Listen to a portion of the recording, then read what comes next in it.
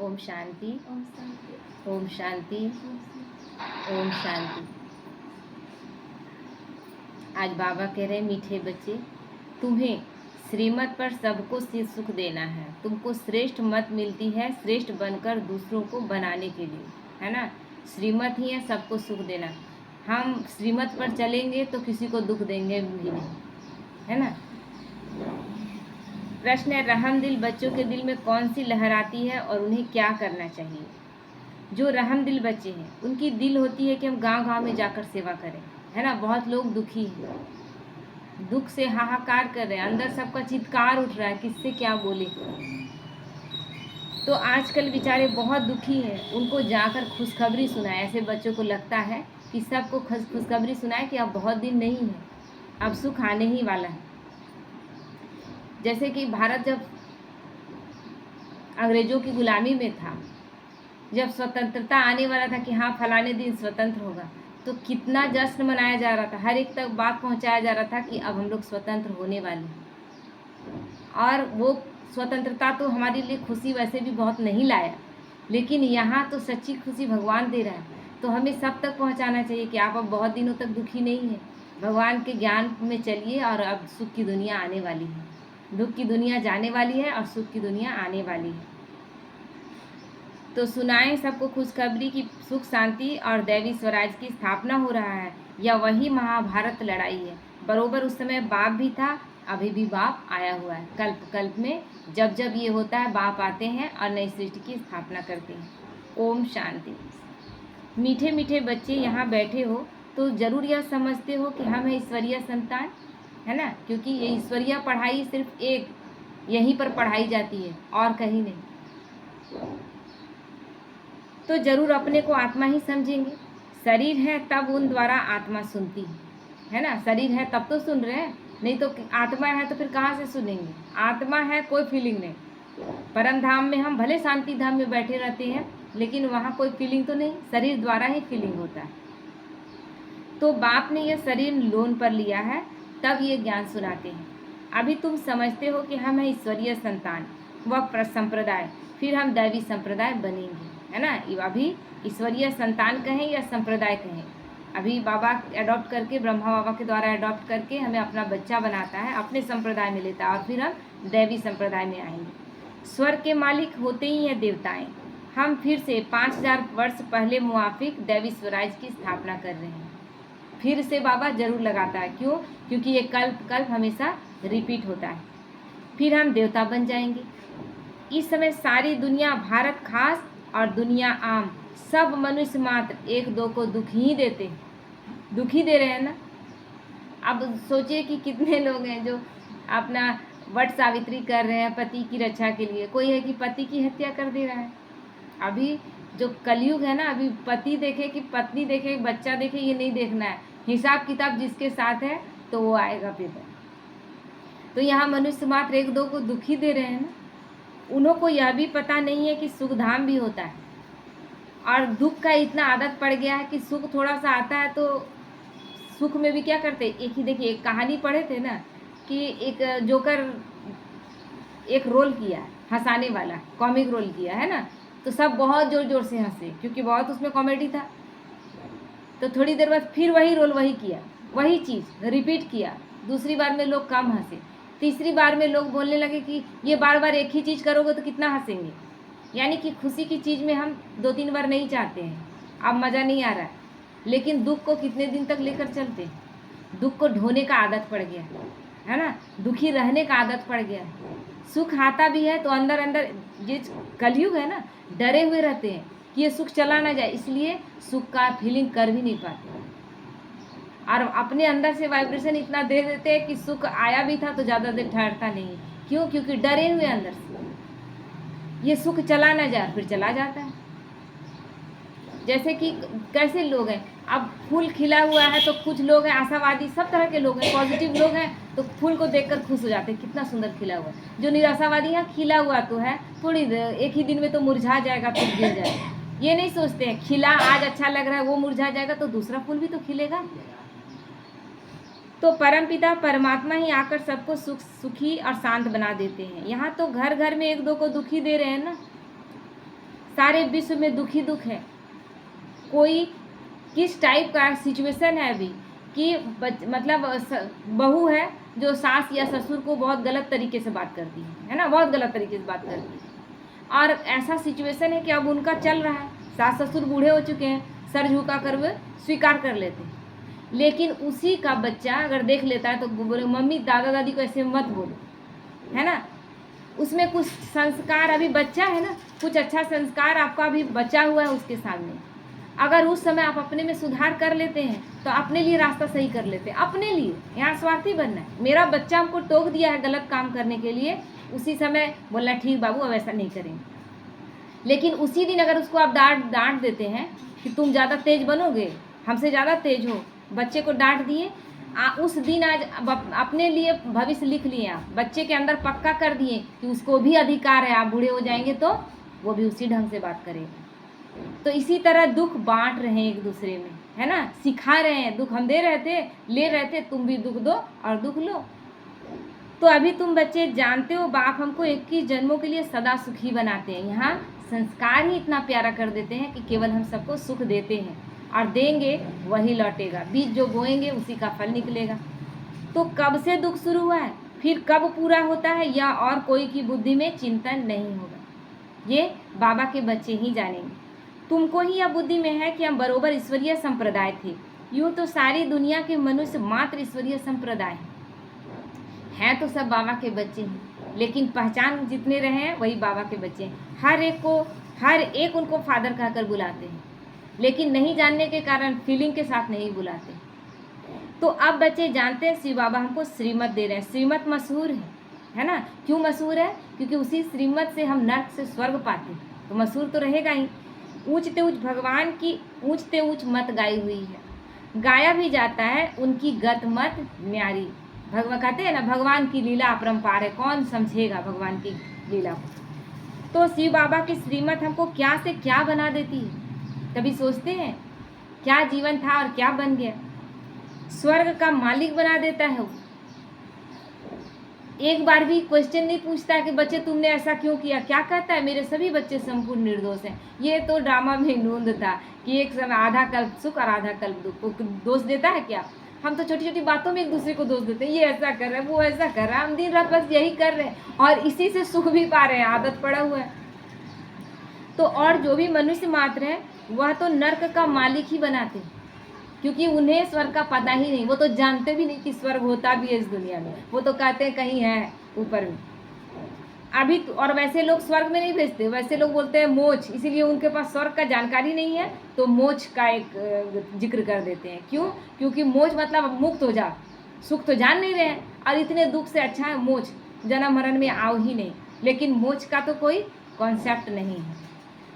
जब भगवान आते हैं तो मनुष्य मोक्ष कहाँ से पाएगा, भगवान अपने टाइम पर आते हैं। तो अभी तुम हो संगम पर, या तो निश्चय है ना, निश्चय बुद्धि ही यहाँ आते हैं और समझते हैं बाबा हमको फिर से सुखधाम का मालिक बनाते हैं। जो निश्चय बुद्धि है, हम ही 100% पवित्र गृहस्थ मार्ग वाले थे। यह स्मृति आई है ना अभी कि हम गृहस्थ आश्रम में थे। कभी आश्रम था तभी तो आश्रम बोल रहे थे, आज तो आश्रम नहीं बोलते। 84 जन्मों का भी हिसाब है ना, कौन कौन कितने जन्म लेते हैं। जो धर्म बाद में आते हैं उन्हों के जन्म भी थोड़े होते हैं। अब द्वापर के बाद आएंगे तो उनका जन्म कम हो जाएगा ना। द्वापर के बाद, द्वापर में 21 जन्म और जाकर कलयुग में 42 जन्म और उधर 12 और 8 जन्म त्रेता का और सतयुग का। वो जन्म में तो आए नहीं तो जन्म तो उनका कम हो गया ना। तो तुम बच्चों को अब यह निश्चय रखना है, हम ईश्वरीय औलाद हैं। हमको श्रेष्ठ मत मिलती है सबको श्रेष्ठ बनाने के लिए, बनते भी हैं और दूसरों को बनाते भी हैं।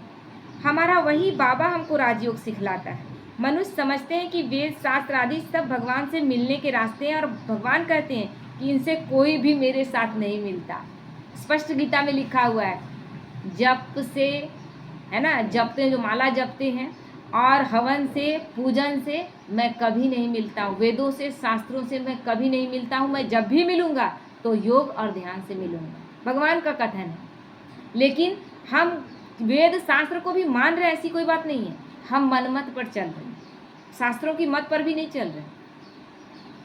मैं ही आता हूँ तब तो मेरी जयंती भी मनाते हैं। परंतु कब और किसके शरीर में आता हूँ ये कोई नहीं जानते। इसीलिए किस तरह से मना देते हैं, शिव और पार्वती का विवाह करते हैं, और बारात, आजकल तो बारात उरात खूब सजा कर लाते हैं, है ना। हल्दी उल्दी सब अब होने लगा है कि लड़की पार्टी लोग हल्दी करा, एक तरफ लड़की पार्टी बटा हुआ, एक तरफ शिव के पार्टी। अब तो और भी, क्योंकि अति है ना, तो अब तो अति में आएगा ही। रहस्य कोई जानते नहीं। तो सिवाय तुम ब्राह्मणों के, अभी तुम बच्चों को सबको सुख देना है। दुनिया में सब एक दो को दुख देते हैं। बाबा ये क्यों कहता है एक दो को दुख देते हैं? सब एक दो को दुख ही दे रहे हैं। सब एक दूसरे से अपेक्षाओं में इतना बंधे हैं, हर एक को बस चाहिए, और इस चाहिए में क्या करते हैं, हम दूसरे को मांगते हैं, खींचते हैं, उसके पास हो कि नहीं हो, और अगला भी आपसे मांग ही रहा है। दो भिखारी एक दूसरे से मांग रहे हैं, दुखी ही होंगे ना, न इसके पास है न उसके पास। तो वो लोग यह नहीं समझते हैं कि विकार में जाना दुख देना है।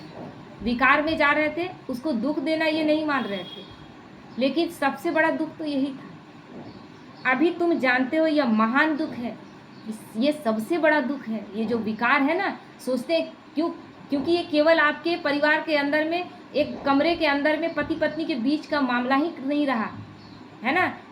जब से विदेशी आक्रमणकारी घुसे, जब जिसका मन हुआ उसके घर से स्त्री को उठा कर ले गया, छोटी बच्चियों को उठा कर ले गया। वजह क्या था? विकार ही था ना। तो ये महान दुख है। कुमारी जो पवित्र थी उनको अपवित्र बनाते हैं, और अपवित्र बनाने के लिए इतनी अच्छी पार्टी देते हैं, इतना खर्च करते हैं। कलयुग का खेल।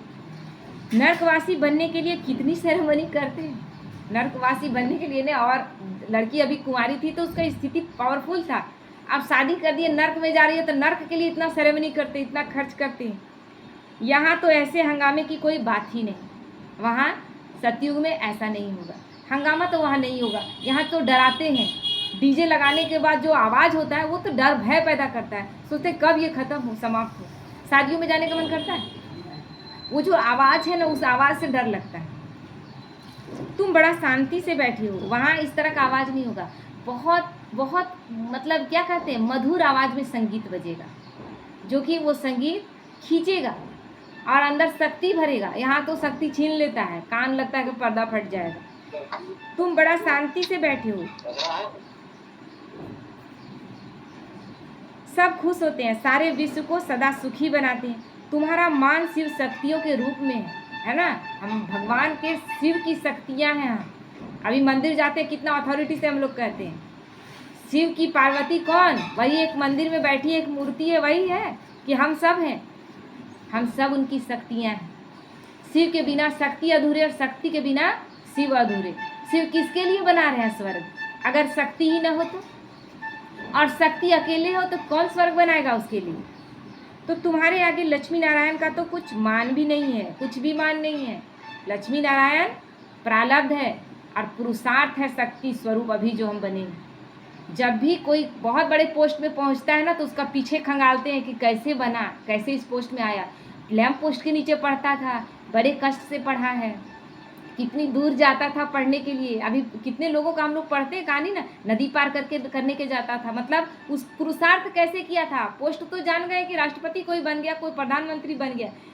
चाय बेच रहे थे प्रधानमंत्री मोदी, जब मैं बन गए, पोस्ट पा लिए, तो किस चीज़ की चर्चा हुई? पुरुषार्थ क्या था, पीछे कितना पुरुषार्थ था। तो शिव शक्तियों का ही नाम वाला है, क्योंकि जैसे बाप ने सेवा की है, सबको पवित्र बनाकर सदा सुखी बनाया है, ऐसे तुम भी बाप के मददगार बने हो। इसलिए तुम शक्तियाँ भारत माताओं की महिमा है, इसलिए सिर्फ भारत में गाया जाता है वंदे मातरम, और कहीं नहीं। माताओं का गायन होता है। क्यों माताओं के द्वारा, माताओं के ऊपर ही बाबा ने कलश रखा ना, जिसके लिए कहा गया था स्त्रियां नर्क का द्वार है, बाबा ने कह दिया स्वर्ग का द्वार है, और स्वर्ग खोलने का गेट का चाबी उनके हाथों में दे दिया। तो ये लक्ष्मी नारायण तो राजा रानी और प्रजा सब स्वर्गवासी है ना। वो स्वर्गवासी है, तो बाबा कहते वो बड़ी बात है क्या? स्वर्गवासी हो गए, ये बड़ी बात नहीं है, कैसे हुए ये बड़ी बात है। तो जैसे वह स्वर्गवासी है, वैसे यहाँ के राजा रानी सब नर्कवासी हैं। ऐसे नर्कवासियों को स्वर्गवासी तुम बनाते हो। मनुष्य तो कुछ भी नहीं जानते हैं, बिल्कुल ही तुच्छ बुद्धि, कुछ नहीं जानते, क्या क्या करते रहते हैं। कितनी लड़ाइयाँ आदि हैं, कितना लड़ाई लड़े हैं, हर बात में दुख ही दुख है, दुखी ही दुखी है। कुछ भी हो रहा है अंदर से संतुष्टता किसी के चेहरे में नहीं। बेटी की शादी कर रहे हैं तो बोलेंगे इतना ले लिया दहेज, बोले थे कि कम में कर लो तो नहीं। एक भाई है ना शादी कर बोले कि लड़के वाले को बोले कि इतना शादी में खर्च हो जाएगा, उससे अच्छा जो ले दे के और कम में कर लीजिए, तो नहीं, हमको चाहिए भी सब कुछ और दहेज भी चाहिए पूरा और फिर शादी में खर्च भी उतना ही। मतलब कितना तड़प तड़प के लोग कर रहे हैं, दुखी हैं, सुखी कहाँ हैं। बेटी की शादी कर रहे हैं, अंदर कितने सारे कर्जों में पड़े हुए हैं। एक माता आती है ना, बोलती है रोया रोया कर्जा में डूबा हुआ है। एक बेटी की शादी की है, अभी और एक बेटी बाकी है। बोली दुख से कर रहे हैं कि सुख से? तो यहाँ केवल दुख है। सतयुग में हर हालत में सुख ही सुख है। हम यहाँ दिखावे का जीवन जी रहे हैं। अभी सबको सुख देने के लिए ही बाबा श्रेष्ठ मत देते हैं। गाते भी हैं श्रीमद् भगवानुवाच। श्रीमद् मनुष्यवाच तो नहीं कहा बाबा ने, भगवानुवाच कहा। एक कन्फ्यूजन कि भगवानुवाच ही लिखा हुआ था, बाद में लिख दिया गया कृष्ण भगवानुवाच। तो सतयुग में देवताओं को मत देने की दरकार ही नहीं। वहाँ तो हम संस्कार लेकर जाएंगे। यहाँ तुमको श्रीमत मिलती है। बात यहाँ श्रीमत की ज़रूरत थी क्योंकि हम सारे कायदे कानून भूल गए थे। सारे कायदे कानून भूल गए थे। किसके साथ कैसे बोलना है, किसके साथ कैसे रहना है, कैसे खाना है, क्या खाना है, सब भूल गए थे। कोई कायदा कानून नहीं तो इतने इतने जानवर खा जाते हैं अगर जानते तो बाप के साथ तुम भी गाए जाते हो शिव शक्तियाँ। अभी फिर से वह पाठ प्रैक्टिकल में बज रहा है। अब बाप कहते हैं तुम बच्चों को मनसा वाचा कर्मणा सबको सुख देना है। मनसा में भी किसी के प्रति कोई नेगेटिव संकल्प नहीं। सबको सुख दान का रास्ता बताना है क्योंकि आप भी वहीं जा रहे हैं और दूसरों को भी वहीं ले जाना है। क्योंकि ये दुनिया, आप बाबा क्या कहते हैं, अब इससे मोह नहीं रखना, अब ये जाने वाली है। तुम्हारा धंधा ही यह हुआ। बाप का बने तब से हमें क्या कार्य मिल गया? ये परमात्मा का कार्य हमको मिला। एक पार्टी के कार्यकर्ता हो के कोई कितना नशे में रहता है। हम बीजेपी के हैं तो हम कांग्रेस के हैं, हम तो भगवान के कार्यकर्ता हैं। तो शरीर निर्वाह पुरुषों को धंधा भी करना होता है। मतलब शरीर निर्वाह के लिए ऐसा नहीं कि मतलब काम तो करना ही है, धंधा करना ही है। कहते हैं कि शाम के समय देवताएं परिक्रमा पर निकलते हैं। अब देवताएं यहाँ कहाँ से आए? देवताएं तो यहाँ है नहीं, लेकिन वो समय अच्छा है तो उस समय शुद्ध समय है, इसलिए कहते हैं कि देवताएं वहाँ निकलते, क्योंकि लोगों का बहुत सारा वाइब्रेशन अभी बाहर नहीं है उसके लिए। परंतु इस समय को शुद्ध कहते हैं। इस टाइम पर सबको फुर्सत में भी दिन भर का कार्य से निपट जाते हैं। तो नुमा शाम का समय भी बहुत अच्छा समय होता है, अमृत वेला का ही समय होता है। जैसे अमृत वेला में शक्तिशाली, वैसे ही 6:30 से 7:30 का जो समय होता है ना, वो भी अमृत वेला के तरह ही है। तुम बच्चों को चलते फिरते उठते बैठते याद करना है। बस कोई देधारी की चाकरी आदि नहीं करनी है। बाबा आज क्लियर करता है, कोई देधारी की चाकरी नहीं करनी है। कोई कितना भी अच्छा चल रहा है, कोई कितना भी कर रहा है हमको, लेकिन फिर भी क्या सोचना है, बाबा उस आत्मा को निमित्त बनाया है मेरे लिए हेल्प करने के लिए। हर एक में बस बाबा की तरफ देखना है। बाप का तो गायन है, द्रौपदी के पांव दबाए। भगवान का गायन है कि कृष्ण द्रौपदी के पांव दबाते हैं, लेकिन ऐसा हुआ था क्या? इसका अर्थ है, इसका अर्थ लोग तो समझते नहीं। स्थूल में यहाँ पांव दबाने की बात नहीं है। बाबा के पास बुढ़ियाँ आदि बहुत आती हैं, जानते हैं कि भक्ति कर करके थक गई हैं, है ना।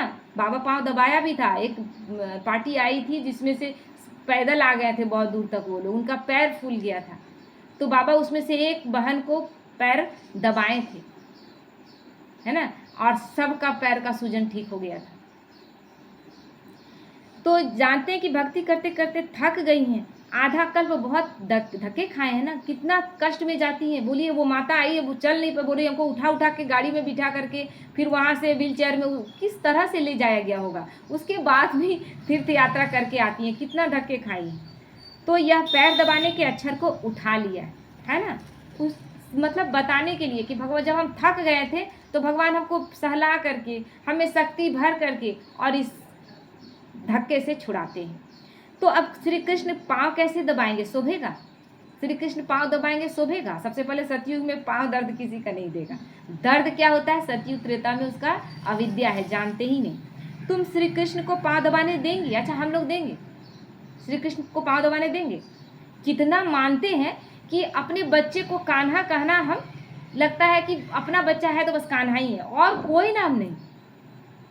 पति के रूप में चाहिए तो कृष्ण का ही नाम लेते, इतना उसको प्यार करते हैं। तो श्री कृष्ण को देखते ही उनको चटक पड़ेंगी, मैंने उनमें अंदर में प्रेम उमड़ पड़ेगा।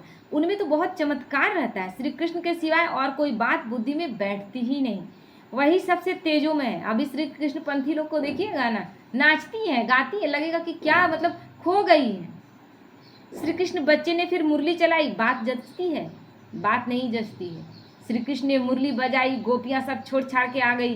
कौन सी मुरली बजाई? मुरली में ऐसा क्या था? बांसुरी कोई भी बजाता है और अच्छे से अच्छे धुन निकाल सकता है। अभी देखिए ना, बहुत अच्छा लगेगा, योग में बैठेंगे और बांसुरी की धुन निकालिए मोबाइल से और लगाइए, लगेगा कि कहाँ कहाँ चले गए। हाँ ठीक है, अच्छा धुन निकाल सकते हैं, लेकिन उसके लिए गोपियाँ सब छोड़ छाड़ के आ जाती थी? नहीं, ये मुरली ज्ञान मुरली, जिसको सुनने के लिए हम सब आत्माएं क्या तड़पती नहीं है? आज नहीं सुनेंगे मुरली, सोचो आज बाबा क्या कहा होगा, आज क्या बोला होगा मुरली में, लगता है ना?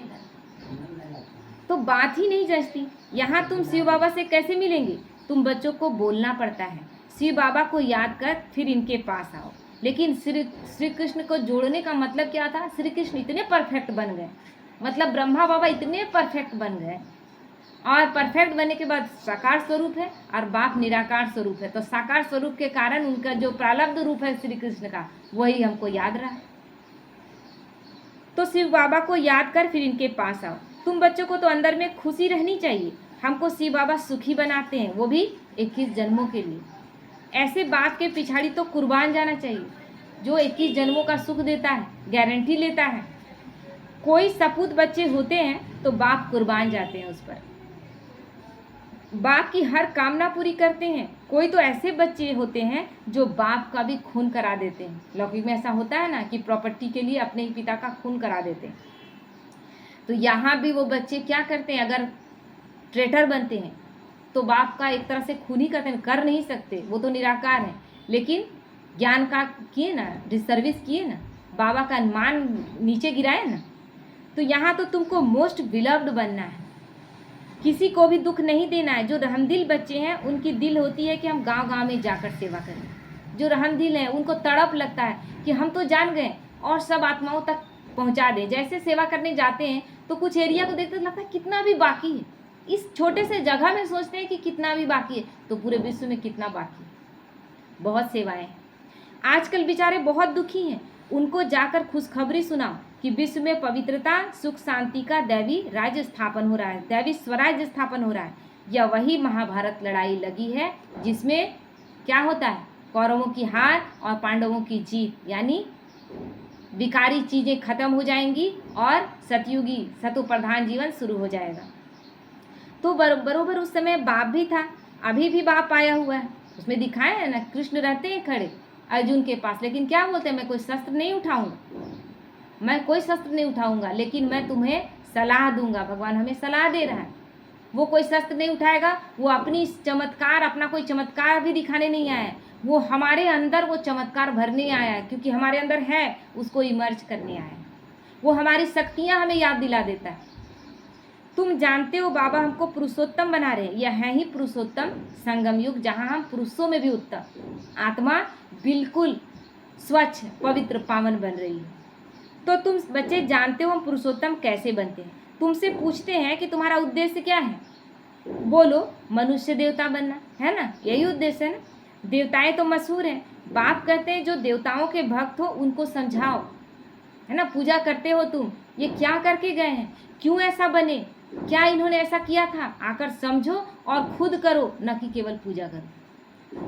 भक्ति भी पहले तुमने शुरू की, शिव की, फिर देवताओं की। सबसे पहले शिव की पूजा शुरू हुई थी, उसके बाद से लक्ष्मी नारायण की, उसके बाद को उस वहाँ पर से कन्फ्यूजन कितना क्रिएट किया गया। लक्ष्मी नारायण अलग, राधे कृष्ण अलग, और राधे कृष्ण को सबसे खराब ढंग से प्रचारित किया गया कि कृष्ण की कितनी सारी रानियाँ, उसमें राधा प्रेमिका, वो राधा की किसी और से शादी हुई है और उसके बाद भी कृष्ण को प्रेम कर रही है। मंदिरों में राधे कृष्ण को एक साथ पूजा जा रहा है। कितने कन्फ्यूजन, कितनी दुविधाएं पैदा कर दी गई। और आजकल के बच्चे कहते हैं ना कि कृष्ण करे तो बहुत अच्छा और हम करे तो गलत। जानते ही नहीं, हमने पीढ़ी दर पीढ़ी यही बताया है, उसके बाद अपने बच्चे को हम सही शिक्षा देंगे, वो कहाँ से सुनेंगे। पहले हम असलियत तो बताएं कि असल में राधे कृष्ण है कौन। तो पहले शिव बाबा के भक्तों को समझाना है। बोलो, शिव बाबा कहते हैं मुझे याद करो। शिव की पूजा करते हैं, परंतु यह थोड़ी ही बुद्धि में आता है कि पतित पावन वो बाप है। पूजा करते हैं, एक मन का फूल चढ़ाते हैं, जितना विषैला फूल, दूध चढ़ाते हैं, सब कुछ उसमें करते हैं, लेकिन वो क्या करते हैं, उनकी महिमा क्या है, कुछ नहीं जानते। नाम इतने सुंदर क्यों रखे गए, अमरनाथ, पापकटेश्वर, मुक्तेश्वर, क्यों नाम रखे गए, कुछ पता नहीं। क्योंकि भक्ति मार्ग नास्तिकता का परिचय, क्योंकि हम जानते कुछ नहीं, बस किए जा रहे हैं।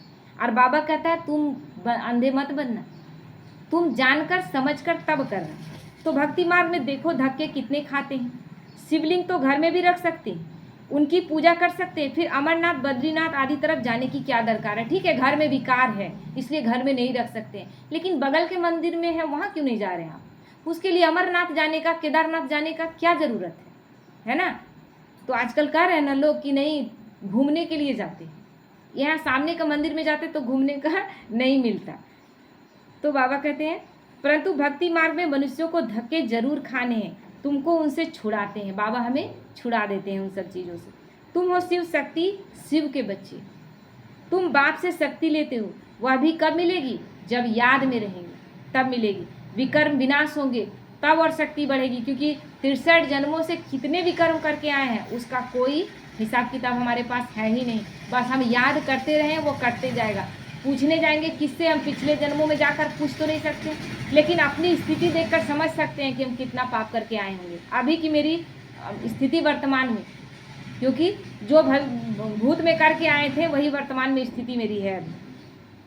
तो पति पावन तो बाप है ना, याद से ही तुम विक्रमाजीत पावन बनते हो। सबको यह रास्ता बताना है। तुम अभी राम के बने हो, राम राज्य में है सुख और रावण राज्य में है दुख, है ना। कभी समझते थे, गांधी जी सब कब से कह रहे थे राम राज्य स्थापित हो, लेकिन कभी समझने की कोशिश की उस राम राज्य की स्थापना की बात क्यों कर रहे हैं जहाँ सीता ही चोरी हो जाती है, जहाँ राजा अपनी पत्नी को नहीं रख पाता, जहाँ अपने राज्य को बचा नहीं पाता, उसको वनवास हो जाता है। कहानियों का प्रतीकात्मक जो रहस्य, आध्यात्मिक रहस्य, वो जहाँ समझने की कोशिश नहीं करते। ये परमात्मा जो राम राज्य स्थापित करते हैं, जहाँ परमात्मा राम द्वारा स्थापित राज्य, जहाँ दुख का नामो निशान नहीं, ये राम राज्य की सब कामना कर रहे हैं, न कि उस राम राज्य की। तो भारत में ही सबके चित्र हैं जिनकी इतनी पूजा होती है, ढेर के ढेर मंदिर हैं। कोई हनुमान का पुजारी, कोई किसका पुजारी। इनको कहा ही जाता है ब्लाइंड फेथ, अंधविश्वास, अंधश्रद्धा। अभी तुम जानते हो कि हम भी ब्लाइंड थे, ठीक है, हम भी क्या थे, क्या हम अंधे नहीं थे। इनको भी मालूम नहीं था ब्रह्मा विष्णु शंकर कौन है, क्या है। ब्रह्मा बाबा को पता रहता तो नारायण के पुजारी बनते, वही नारायण बनेंगे, उनको पता था क्या। तो जो पूज्य थे वही फिर पुजारी बने। सतयुग में है पूज्य और यहाँ है पुजारी। बात कितना अच्छी रीति समझाते हैं। तुम जानते हो पूज्य होते ही हैं सतयुग में, यहाँ है पुजारी तो पूजा ही करते हैं। तुम हो शिव शक्तियाँ, अभी तुम ना पुजारी और ना पूज्य। बाप को भूल मत जाओ, यह साधारण तन, ये संगम का समय है। यहाँ हम पुजारी भी नहीं और पूज्य भी नहीं, यहाँ हम पूज्य बनने का पुरुषार्थ कर रहे हैं।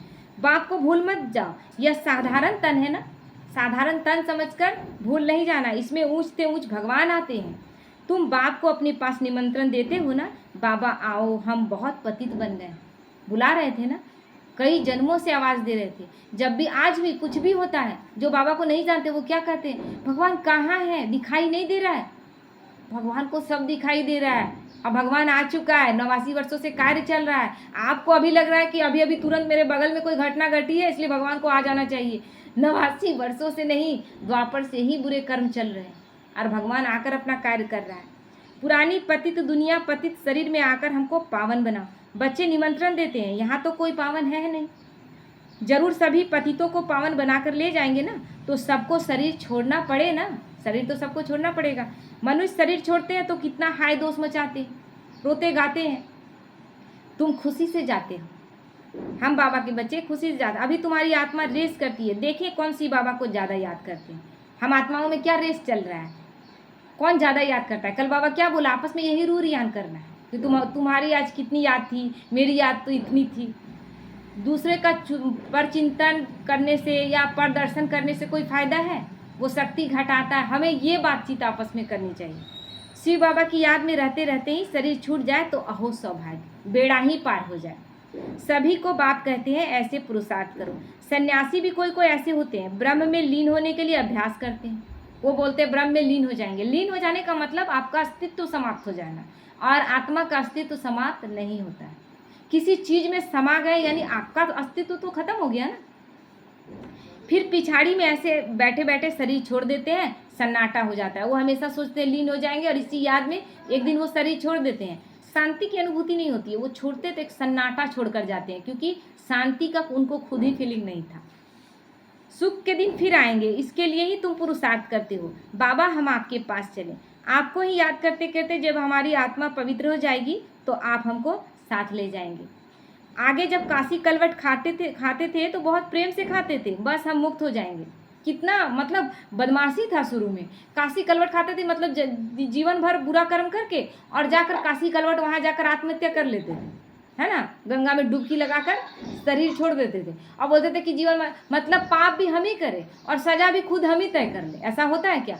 और भी आप पाप इकट्ठे कर लेते थे। क्यों? क्योंकि आत्महत्या सबसे ऐसे ही सबसे बड़ा पाप। तो ऐसे समझते थे।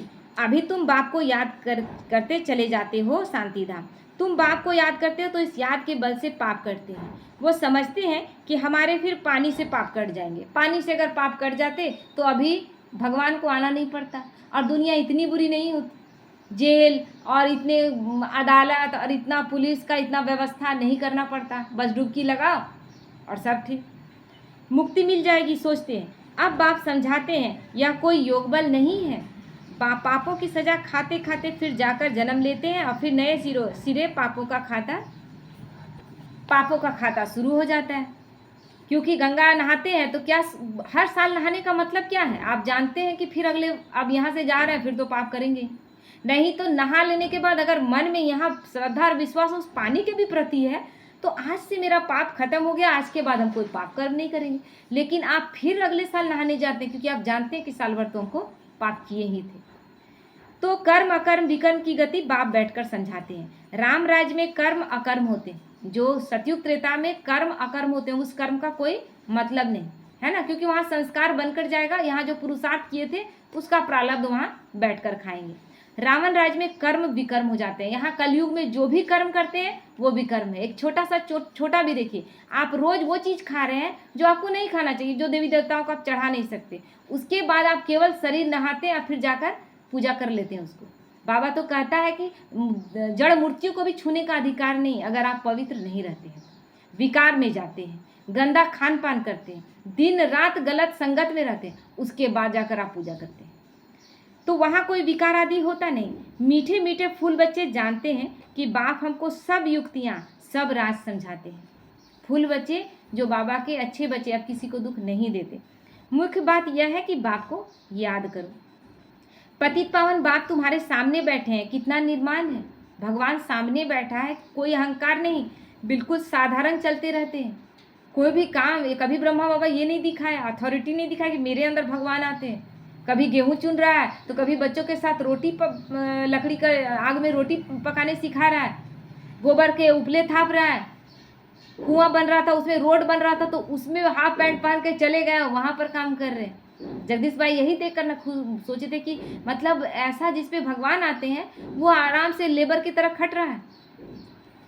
तो बाप दादा दोनों ही बच्चों के सर्वेंट हैं। तुम्हारे दो सर्वेंट हैं, ऊंच ते ऊंच शिव बाबा, फिर प्रजापिता ब्रह्मा। बोलिए, अपने आप को नौकर कहते हैं, ब्रह्मा बाबा भी और शिवा के दो नौकर हैं हम लोगों के। वो लोग, और हम लोग यहाँ घर में कहेंगे कि हम नौकर हैं क्या, सबके लिए काम करें। वो लोग त्रिमूर्ति ब्रह्मा कह देते हैं, अर्थ थोड़े ही जानते हैं। त्रिमूर्ति ब्रह्मा क्या करते हैं कुछ भी पता नहीं, कि ब्रह्मा विष्णु शंकर इस त्रिमूर्ति को रचने वाले शिव बाबा और इन त्रिमूर्ति के द्वारा बाबा क्या करा रहे ये किसी को पता ही नहीं। स्थापना पालना विनाश एक गायन की तरह गाते हैं, किस चीज की स्थापना और किसकी पालना और किसका विनाश कुछ नहीं पता। अच्छा, मीठे मीठे सिकी लदे बच्चों प्रति माता पिता बाप दादा का याद प्यार और गुड मॉर्निंग। रूहानी बाप की रूहानी बच्चों को नमस्ते। हम रूहानी बच्चों की रूहानी माता पिता बाप दादा को याद प्यार गुड मॉर्निंग और नमस्ते नमस्ते। शुक्रिया बाबा, शुक्रिया। धारणा के लिए मुख्य सार, सदा यह निश्चय रहे कि हम ईश्वरीय औलाद हैं। हमें श्रेष्ठ मत पर चलना है क्योंकि हम भगवान के बच्चे हैं। किसी को भी दुख नहीं देना है, सबको सुख का रास्ता बताना है, हर एक को सुख का रास्ता बताना है। सपूत बच्चा बनकर बाप पर कुर्बान जाना है, ऐसे बाप पर जो हमें विश्व का मालिक बना रहा है। बाप की हर कामना पूरी करनी है, तब बाप हम पे कुर्बान जाते हैं। जैसे बाप दादा निर्माण और निरहंकारी है, ऐसे बाप समान बनना है। बहुत साधारण, बाबा ने कुछ भी कपड़ों में कितना रफू लगा हुआ था ब्रह्मा बाबा के, केवल कपड़े साफ सुथरे होते थे, और कोई ला कर भी देता था ना तो बच्चों में बांट देते थे, अपने लिए बस 2 ही रखा। कभी कभी क्या होता है, कपड़े में भी आप अटक के रह जाते हैं, मेरे पास बहुत कपड़े, इन कपड़ों का क्या होगा, हमको कुछ ना हो जाए, जेवर है उस पर अटक रहा है, प्रॉपर्टी कोई चीज़ नहीं रखना ही नहीं कोई चीज़ का। वरदान है तो ऐसे बाप समान बनना है। वरदान है स्व उन्नति द्वारा सेवा में उन्नति करने वाले सच्चे सेवाधारी भव। स्व उन्नति सेवा की उन्नति का विशेष आधार है ना। उन्नति, सेवा की उन्नति कब होगी, जब हम अपनी उन्नति पर ध्यान देंगे, यानी हम ऊंचे उठेंगे तब हमसे सेवाएं अच्छे से होंगी। हम में ही कमियां हैं तो हम सेवा कैसे करेंगे। स्व उन्नति कम है तो सेवा भी कम। अगर हम ही जाएंगे, हमारे बारे में पहले से ही चर्चा है कि हमारी ऐसी स्थिति है, तो वहाँ जाने से पहले ही हमारा वाइब्रेशन पहुँचेगा, लोग बोले अरे इनका तो देखें ये तो ऐसे करते, सेवा होगी। तो स्व उन्नति कम है तो सेवा भी कम है, इसलिए अपनी उन्नति पर ध्यान देंगे, स्वतः सेवा होगी। सिर्फ किसी को मुख से परिचय देना ही सेवा नहीं है, लेकिन हर कर्म द्वारा श्रेष्ठ कर्म करने की प्रेरणा देना यह भी सेवा है। हर कर्म द्वारा सिखाना है। हम ये भी नहीं देख रहे कि बाबा क्या बोलता है, अचानक से कोई आपके घर आ जाए, आप नहीं जान रहे हैं, लेकिन आपको देखते ही उनको एहसास हो। अब ये नहीं कि हमको बनावटी कोई आया है तब हमको बन ठन के निकलना है कि हम देवी देवता जैसा ही व्यवहार करें। हमारी स्थिति ऐसी हो कि हर पल वैसी स्थिति हो। ब्रह्मा बाबा का कोई दिखावटी था क्या? कभी भी कोई किसी से भी समय, अब देखिए जानकी दादी और उनके पापा जा रहे हैं और ब्रह्मा बाबा निकल रहे हैं सामने से, और जानकी दादी को वहाँ चमकता हुआ दिखता है कि ये जो आत्मा, ये जो गया आदमी, उसका मस्तक पर तेज चमक रहा था। वो तो किसी से अभी सेवा करने नहीं गए थे, कुछ ज्ञान नहीं देने गए थे, लेकिन अपनी स्थिति इतनी पावरफुल थी कि चलते फिरते लोग ऐसे ही सेवा में, ऐसे ही बाबा के ज्ञान में आ जाते थे। तो जो मनसा वाचा कर्मणा सदा सेवा में तत्पर रहते हैं, उन्हें सेवा द्वारा श्रेष्ठ भाग्य का अनुभव होता है। जितनी सेवा करते उतना स्वयं भी आगे बढ़ते। अपने श्रेष्ठ कर्म द्वारा सेवा करने वाले सदा प्रत्यक्ष फल प्राप्त करते रहते हैं। प्रत्यक्ष फल यानी हर वक्त खुश रहेंगे, क्योंकि अभी हम वो सतयुगी खुशी नहीं पा सकते हैं। सतयुग में क्या क्या होगा वो तो पाएंगे भी, तो हमको याद है क्या? हमको याद नहीं, हम तो वो संस्कार बन जाएगा और वहाँ सुख से रहेंगे। लेकिन यहाँ प्रत्यक्ष फल है कि मेरा चेहरा हमेशा खुशी में, प्रसन्नता में रहेगा, हर वक्त मेरी स्थिति पावरफुल रहेगी। ये मतलब सेवा का परिणाम है, प्रत्यक्ष फल। स्लोगन है समीप आने के लिए सोचना, बोलना और करना समान बना। बाप के समीप आने के लिए, उनके समान स्थिति बनाने के लिए जो सोचते हैं वही बोले और वही करें। ऐसा नहीं कि सोचा कुछ, बोला कुछ, किया कुछ। होता है ना, अंदर कुछ बाहर कुछ, बहुत लोगों का होता है। बाबा बोलता है नहीं, सब समान हो। यानी यहाँ अगर पावरफुल संकल्प है तो पावरफुल ही होकर बोलना है। वाचा कर्मणा में वो पावरफुल ही दिखना है। तो सोच पर सबसे पहले ध्यान देना है, तो तीनों चीज़ एक समान हो। यहाँ पावरफुल है और यहाँ पर मन में खराब चल रहा है, नेगेटिव चल रहा है, और ऊपर से बहुत अच्छा अच्छा बात कर रहे हैं, है ना, तो दिखेगा, वही दिखेगा। अंदर जो चल रहा है ना, अंदर ही, क्योंकि आत्मा आत्मा से कनेक्ट होती है। अव्यक्त इशारा है। एकाग्रता का आधार अंतर्मुखता है। जितना अंतर्मुखी होंगे, है ना, अपने बारे में चिंतन, बाबा क्या बोला उसका चिंतन, अंतर्मुखी, अपने अंदर जाना है। मैं अपने बारे में क्या सोच रही हूँ, मेरी स्थिति क्या है, मेरी आत्मिक स्थिति कितनी है। तो अंतर्मुखता में रहने से सूक्ष्म शक्ति की लीलाएं अनुभव करेंगे। आत्मिक स्थिति में रह आत्माओं का आह्वान करना, आत्माओं से रूह रिहान करना, आत्माओं के संस्कार स्वभाव को परिवर्तन करना, आत्माओं का बाप से कनेक्शन जुड़वाना, ऐसी रूहानी लीला का अनुभव होगा, है ना। अगर आत्मिक स्थिति में रहेंगे तो ये अनुभव होगा। आत्माओं से रूह रिहान करेंगे, आप, वो आदमी कहीं दूर है और उस आत्मा से बात कर रहे हैं, उसको ज्ञान में लाने के लिए उसको रूह रिहान करके उससे बात कर रहे हैं, वो धीरे धीरे ज्ञान में आ गया। ये लीला समझ में आएगा ना, ये सूक्ष्म लीलाएं हैं, अनुभव होगा। कोई आत्मा का स्वभाव संस्कार बदल नहीं रहा है, बोलने से बिल्कुल नहीं बदल रहा है।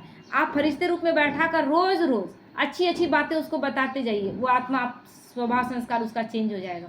इसलिए किसी के बारे में ये नहीं बोलना है कि ये तो चेंज होगा ही नहीं। ऐसा हो सकता है क्या?